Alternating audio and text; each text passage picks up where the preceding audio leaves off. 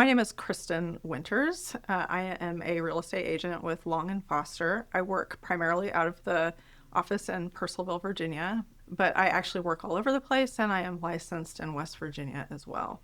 So I serve Northern Virginia, actually all over Virginia, and then also into West Virginia as well, mostly Jefferson and Berkeley counties because that's just geographically close. And you have good fashion too with that nice velvet blue Oh, jacket. well, thank you. Thank you so much. Tell me a Thank you. little bit, how did you get into this whole world of real estate? Tell me the story. Take me back. Okay, so I'm so glad you asked me that question.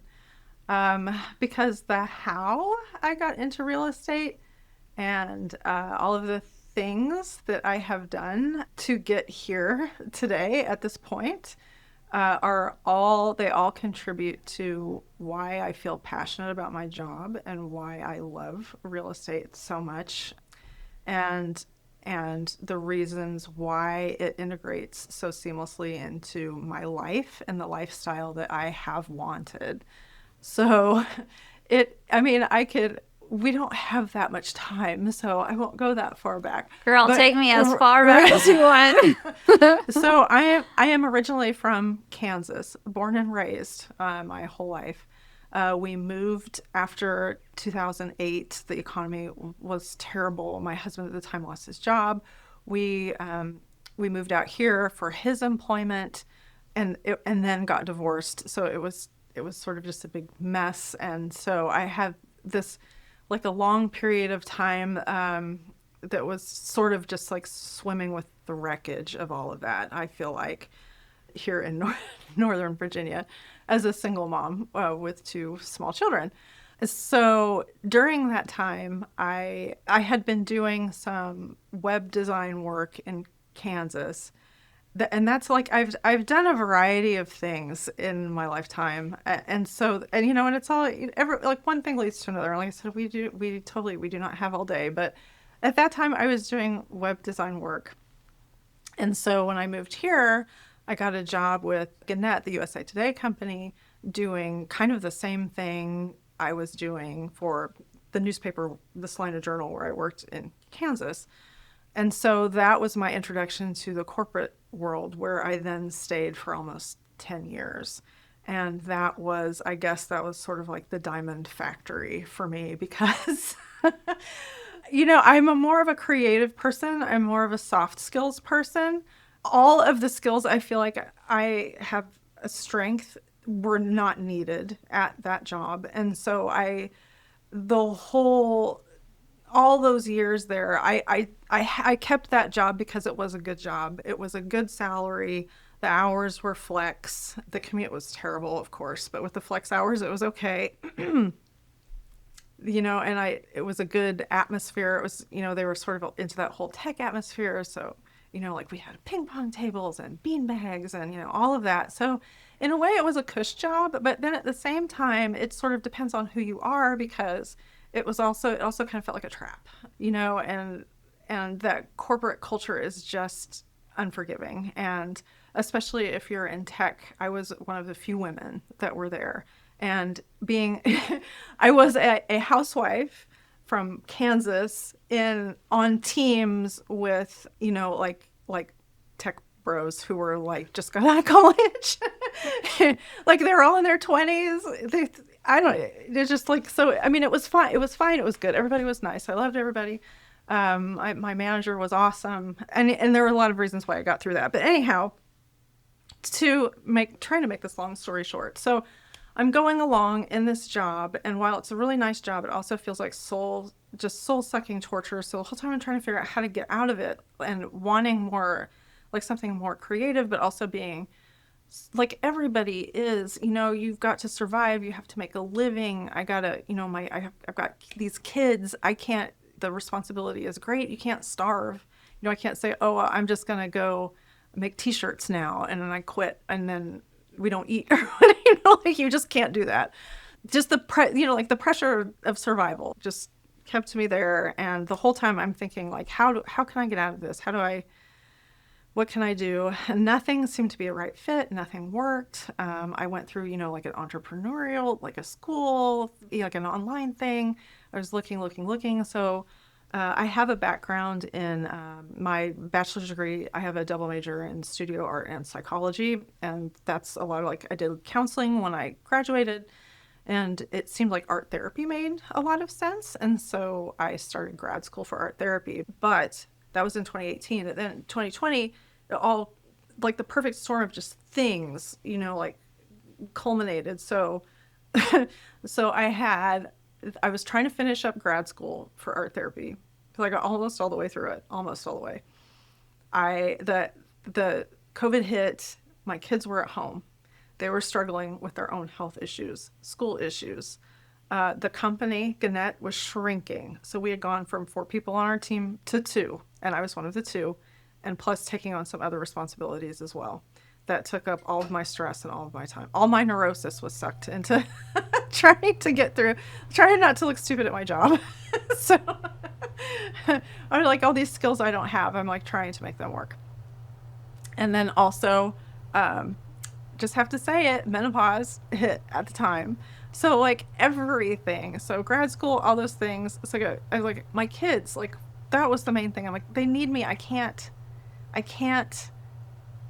not spend time with them. And then the thing that pushed me over the edge, and here's where the real estate comes in finally, at long last. So here's where the real estate comes in. When COVID hit and everybody could work from home, everybody was like, I'm going to buy a house now, including me. I'm like, I can finally do this. Like, this finally makes sense. There's a house for sale in my neighborhood, which I loved. I lived in Round Hill, kind of in the older part, and there was a house for sale. And, it was reasonable. I've had this job that, like, love, hate, with a decent salary the whole time. I've been saving money to buy a house for down payment because like especially if you're just one person in Northern Virginia, it's almost impossible to buy a house, to save money and buy a house. So I had this money saved up. I'm like, I'm gonna buy a house now, and I was looking around. I put an offer in on that one. I'm like, yes, we're gonna live in this neighborhood forever. This is gonna be, I could finally get a home for my kids. Like, all my suffering will actually have paid off. It'll be worth it, instead of just damaging. I feel like it was kind of damaging us this whole time, like what family. Well, of course, I couldn't buy a house because I kept getting beat out I couldn't buy that one or any of them because 2-income families, they would always choose because it's less of a risk. And I was so angry. So angry. I was so angry. And that's kind of when it all came together. And a friend of mine had sort of suggested, kind of offhand, well, why not do real estate? And I was like, I can't, what are you talking about? It was kind of a joke. And then I started thinking about it. I was like, oh my God, you're so right. This makes so much sense. Like, this is how I can build a home for myself and my kids by helping other people also to get into their homes. And so there are so many things that go along with that. There's like okay, so like in the corporate environment, you're like making widgets. You're so far removed from like what's happening. And I work for a company who does a thing that adds value to society, right? They're like, it's the news. I work in the tech part. So I'm working on the mobile apps. It's like making the widgets. So it's far removed. So there's not a whole lot of purpose there. But with real estate, there's a one-to-one purpose. Like, the purpose of my job is to help you build a home for your family.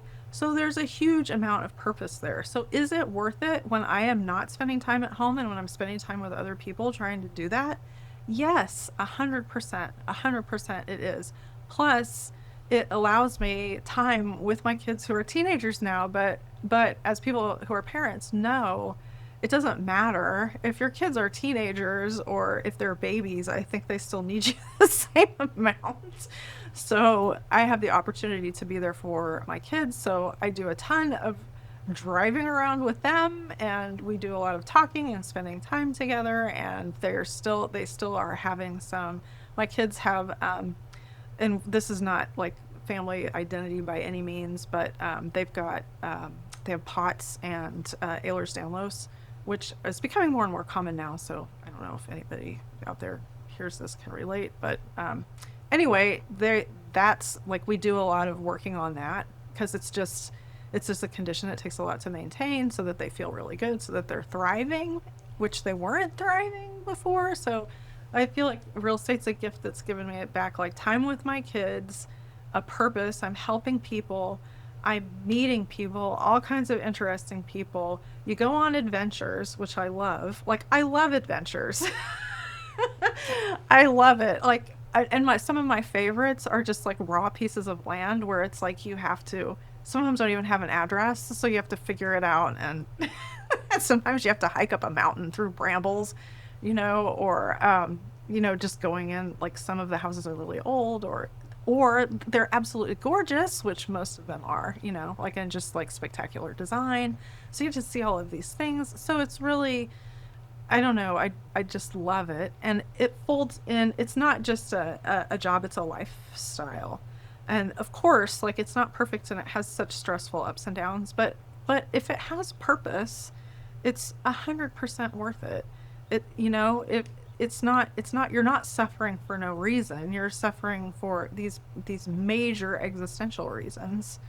Um, and just kind of going back over that, and like I said, I just just to say things that might be, I don't know, insightful, or like, having gone through all that, one of the reasons why I stayed in the tech field for so long is I feel like overconfidence is one of my traits. And I don't necessarily think that that's a good thing, because I think I can do anything, but I don't think that's a good idea. If could I be a rocket scientist? Well, yes, I could do that. Would I want to be? No, because it hurts. I'll be a really awful rocket scientist. I won't be in a culture where there are people with my similar interests. I have to try 3 times as hard just to do the thing. So I heard something really interesting the other day that I just wanted to kind of mention, because I thought it really resonated. It was actually Monica Lewinsky. I know we're running out of time, but Monica Lewinsky has a podcast. It's really good, called Reclaiming. And the founder of It Cosmetics was on, and she's super inspirational. If you haven't ever heard her, you should. And I can't think of her name right now, but she's really awesome. And that is a testimony to just keep going, if I have ever heard one in my life. Anyhow, she said there's a difference between self-confidence and self-worth. So I think believing that I can do anything builds self-confidence, but it can hurt self-worth if you're not in the right lane, or if you're not aligned with maybe, your skill set, your aptitude set, or kind of even not, it's a privileged thing to say, pursue your joy, or, like, that's just not practical. But if even if there's a sliver of that, then you should resonate with that. Like, if you're in a place that there's just nothing resonating, if you're in an occupation, or you feel stuck, and there's nothing there for you, and it's just killing your soul, then yeah, you need to change something. You can make the change. You don't always have to. Just because you can doesn't mean you have to do it. That's perfect. And by the way, I was just looking because I'm like, I'm so she's sorry. answering. Like, no, she's answering that question. There. She's answering that question. She's answering this question. Okay, well, I was more or less like, oh shoot, I don't want to ask her something that she's already answered.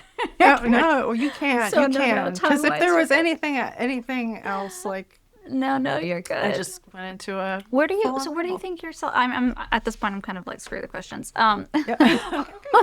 Good deal.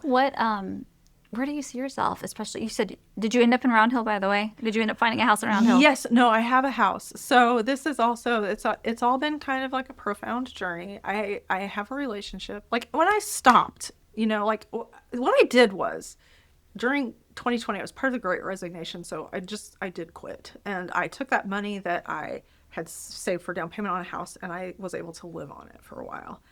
So I got my real estate license. I started dating. So I have a home. I have a relationship, and like I said, real estate it's very up and down. And I think if you're working in real estate, and there are days where if you never think forget it, I'm not doing this, then I don't think you're doing it right. You know what I mean? Comes with the territory. It comes with the territory. And all of that, like time in tech, and really feeling like it's struggling to just sort of to stay on par with where everybody else is. And it's sort of like it's like those bathroom floor moments or the kitchen floor moments, and then the next day you get up and you go on, you do that over and over and over again. It's sort of like the self confidence. And so let me tell you, so that was great preparation for the ups and downs of real estate, because things can your deal can fall apart, and there's nothing you can do. There are so many people in a real estate deal but you're responsible for it. So, that's hard. So you just, it's going to get better, you're going to figure it out, you're going to get through it and all of that. Plus having, like a therapy background, being a single mom, finding myself somewhat marginalized for a long period of time. I have a ton of empathy, and that's what I always wanted to do, because one of the reasons I was pursuing art therapy was because, with going, anyone who's gone through a divorce knows it's terrible, it's painful, all of the things, trauma, whatever. You want to take that pain and turn it into something positive. And that's what I was trying to do. I was on the track, but then just got too overwhelmed and had to quit and got knocked off. But I feel like I picked it back up again. Like, this is what I can use my empathy for. This is what I can use my soft skills for. This is what I love. All people. I'm curious about all people. It doesn't matter who you are or how much money you have or don't have or whatever. I think that's at the heart of it. And I think if you just focus on that, then everything else will follow. It's beautiful. So you did get a house. Yes. So is it in Round Hill, though? Is it in the... No, okay. It's in Harpers Ferry, West Virginia. Oh my gosh, how fun. Yes, it is. It is. I love it. And that's like just this year, actually. So it took a while. Congratulations. Thank you. That's beautiful. Thank you so much. And the kids, I'm sure, love having... Well, they do. My kids are so funny, though. They're kind of shrug. You think they're excited? When we got our home, I had a huge yard. I'm like, look at all this. And they're like in their rooms playing. I'm like, for the love of God. I know. But for me, as long as that's fine, like a shrug is fine. I'm like, good. Acknowledgement. Yes. Acknowledgement. If you don't hate it, if this isn't stressing you out, if we can continue like on our same schedule and routine, which we have been, it's a win. Yeah. I love that. Exactly. So what advice would you have, and let me know if you feel comfortable with this, but essentially what advice would you give to parents specifically, whether it's single moms or mom and dad, who do have kids who have different health issues as they're trying to either work that full-time job, balance it? Because I know, because I have friends who go through it, it's hard when you feel like you're by yourself. Is there a community? Is there outreach? Like, what advice would you give? Yes, that's a really, really good question. So, number one, I have a very supportive partner right now, which is awesome. So I don't ever feel like I'm alone. So he's willing to pick up some of the slack of the things that need to be done. And he loves grocery shopping. And so diet is a big part of like the health stuff. So he's 100% on board with finding things that are going to help them. The community, yes. I think probably the best feel-good conversation I've had with anyone recently was a broker I met and had coffee with, and she had similar health problems, and so did her kids. And that felt amazing to talk to someone, because most people don't know what you're talking about. And or it's kind of a thing where they're like, I don't know, like your kids are like, they're tired a lot. So like, oh, well, you're just not pushing your kids, or they're tired, or they're lazy, or why aren't they doing sports? And, it's like all those weird things, and nobody gets it. It's just real specific, but she did. So yes, community, find someone or find a community. I have really helpful, things that I follow on socials. So there's a Northern Virginia, they call them zebras group for kids with Ehlers-Danlos and other like problems. They call like also like spoonies is a term, but I feel like that sounds too extreme sometimes. So anyway, so yes, social media communities, find a friend, find a supportive partner helps a ton. But also, like I'm here and I'm doing this stuff and it's still hard a lot. It's not like I'm at the top of the mountain and I've made it and everything is fine. It's, it took a long time, and of course, like a lot of fails and a lot of relationship fails, a lot of obviously like job fails and stress and things to get here. But like those social media groups are always there, and they're really helpful. Like there's a chat where people talk about doctors and things like that. So that's been really great. And I was going to say one more thing about that. No, I don't remember what it is. It's something that's interesting though is as you were talking about the jobs and the transitions, you had to have enough faith in overconfidence, right? You had to be able to like take that leap and to put some trust in yourself. Yeah. Which is hard for a lot of people, which is why they stay stuck, I think. Yes, I would say, and thank you for bringing that up, because the number one piece of advice that I would give to anyone is to trust yourself, especially women, because I think it's a default that we don't for some reason. I don't know if, I don't know if that's society, it's biological. Sometimes I feel like estrogen is an evil thing. Like, why do I feel like it makes us hate ourselves, and why is that? That's not fair. So I think just by default, it is important to trust yourself and just trust your intuition, trust yourself. You don't have to be overconfident, but listen to your intuition for sure. Yeah. Sometimes it's like, it's okay to jump first and trust that there is going to be a net. Yes. I mean, responsibly jump, obviously, but yes. But sometimes we just don't feel that we have that safety net, especially as moms. That's right. Because it's not just us. Well, and the trust yourself goes back to that self-worth versus self-confidence. The more you trust yourself, the more self-worth you're going to have. And I think, and thank you for taking me back here too, because I think that the one key thing I learned from being in that corporate culture for so long, and just there, and by no really fault of it, they're just because I was there needing a paycheck and stability. There's no lane for me, really. So it's like you're always at the bottom of the competence hierarchy. But I also learned, like, you can't let anybody else, no matter who it is, determine your value. You have to determine your value. Don't let your job determine your value. Somebody else, don't let the hierarchy at work determine your value. That is not your worth. Your worth is trusting yourself, caring about yourself, having your own back, so to speak, or as I've heard Chelsea Handler on, as I follow her on my Instagram, I've heard her say, have your own back and trust yourself and determine your own self-worth. Because and one of the things is like, what I go to work and see every day isn't necessarily what I know what my potential can be, but there's really no place to express that here. Another thing that was happening during that 2020 time, I was not rewatching, but I'd never watched Game of Thrones, so I was watching that.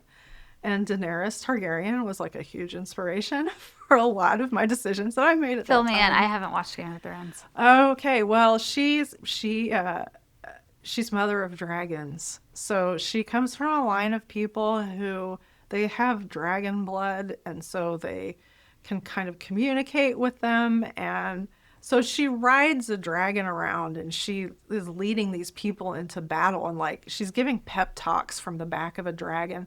And people call her mother, and like she frees all these people from slavery. So then they love her and they come fight for her and all of these things. But like her, and she has like all of these like epic one-liners, like well, I will do what queens do. I will rule, like all these things, like to walk around repeating stuff yeah. like yes, put it in but post it in my notes, like the memes of that, and then look at it and kind of like the whole symbolism, because she's like she rose from these ashes to become who she is, and all of these things. And so I'm like, yeah, well, I'm not, I got a little Dragon Daenerys blood, Targaryen and a little bit, yes, yes.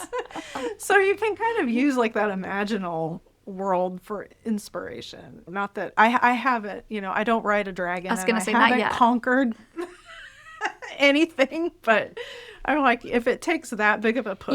You've kind of your own dragons, right? Like your own battles and your own. Yes. Like if we want to, I love metaphors and analogies and all that stuff. Do too. And it's like everybody kind of has their own battles that they're dealing with. They do. And we do need to be able to get on our dragon and rule like a queen. Yes. Yes. Absolutely. 100%. I love that. That's so fun. That's such a fun story.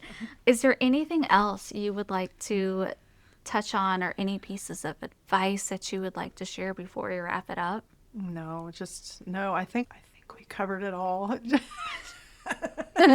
Just trust yourself. Yeah, and keep going. Yeah. Trust yourself and keep on going. Keep swimming like what is that, Finding Nemo story? Yes. Yes, exactly. Thank you so much for being on the episode today and for trusting yourself, for showing up today and to tell your story. Thank you. Thank you so much.